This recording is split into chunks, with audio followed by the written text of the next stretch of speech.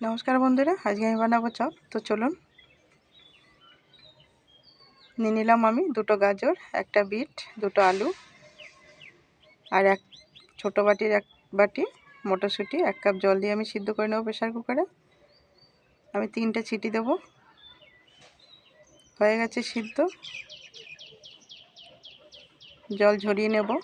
জল ঝরানো হয়ে গেছে, ঠান্ডাও করে নিলাম। এরপরে আমি মাখিয়ে নেব। মাখানো হয়ে গেছে, ঢেকে রাখবো। এরপরে আমি যেটা নেব সেটা হলো চিকেন। সকালে আমি চিকেন রান্না করেছিলাম, তো 3 পিস বেঁচে গেছিলো সলিড চিকেন, কেউ খেতে চায় না, তো ওটাকে আমি ছাড়িয়ে নেব। ছাড়ানো হয়ে গেছে, রেখে দেবো পাশে ঢাকা দিয়ে।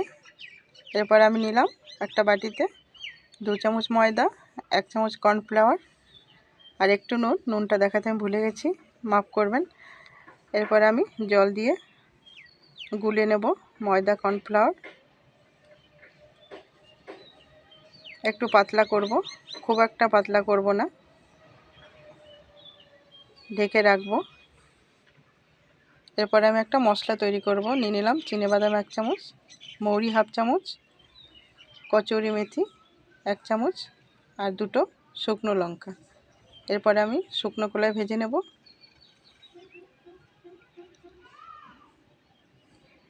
তো ভাজা হয়ে গেছে, ঠান্ডা করে এবার আমি মিক্সিতে গুঁড়ো করে নিলাম। দিলাম কড়াইতে তেল, 1 চামচ রসুন বাটা, 1 চামচ আদা বাটা, একটু ভেজে নেব। তো ভাজা হয়ে গেছে, এরপরে আমি দিয়ে দিলাম বিট, গাজর, আলু, মটরশুঁটি মেখে রেখেছিলাম। এবার আমি এটাকে ভালো করে ভেজে নেব। ভাজা হয়ে এসছে অনেকটাই, জলটাও টেনে গেছে। দিলাম নুন স্বাদ মতো।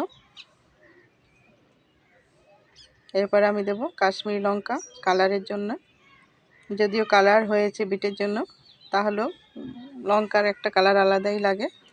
এরপর আমি দেব ছাড়ানো চিকেনটাকেও মিশিয়ে নেব ভালো করে। গ্যাস কমানো আছে, মেশানো হয়ে গেছে। দিয়ে দিলাম মশলা, যে মশলাটা আমি তৈরি করে রেখেছিলাম, মিশিয়ে দেব। এরপর আমি দেব 1/2 চামচ গরম মশলা, 1/2 চামচ ভিনিগার। লেবুর রস দেওয়া যায়, আমার কাছে লেবুর রস ছিল না, তাই আমি ভিনিগার দিলাম। সব কিছু আমি মাখিয়ে নেব। তো হয়ে গেছে, এরপরে আমি মশলাটা ঠান্ডা করব। ঠান্ডা হয়ে গেছে, চপগুলো করে নেব।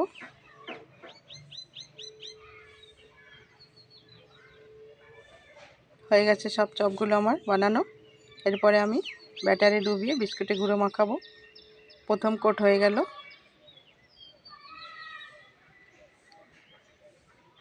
এরপরে আমি দ্বিতীয় কোট করব।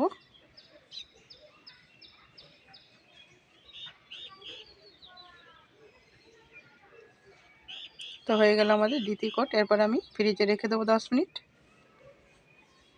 কড়াইতে সাদা তেল দিয়ে চপগুলো ভেজে নেব একটা একটা করে। তো বন্ধুরা, ঘরে থাকা কিছু জিনিস দিয়ে হয়ে গেল চপ। আপনারাও এরকমভাবে তৈরি করতে পারেন বিকালের নাস্তা। যদি ভালো লাগে অবশ্যই লাইক, শেয়ার, কমেন্ট করবেন।